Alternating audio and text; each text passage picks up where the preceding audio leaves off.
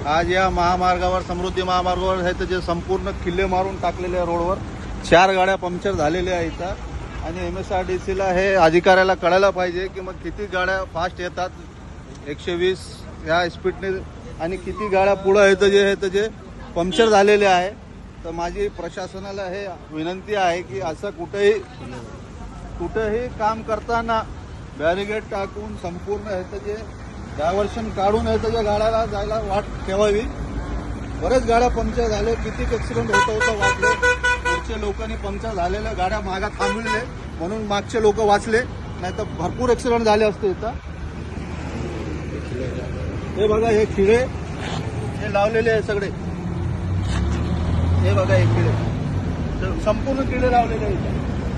आता हे जरा घातका झाला आणि कोणाचा जर ऍक्सिडेंट झाला तर याची जबाबदारी कोणावर राहील, हे माझी विनंती आहे। माननीय एकनाथ शिंदे साहेब, उपमुख्यमंत्री देवाभाऊ आणि अजितदादा पवार यांना की हे असं काम करताना डायव्हर्शन काढून बॅरिगेड लावूनच पुढचं काम करावं, अन्यथा मोठा अनर्थ इथं झाला असता, खूप मोठा अनर्थ झाला असता इथे आता।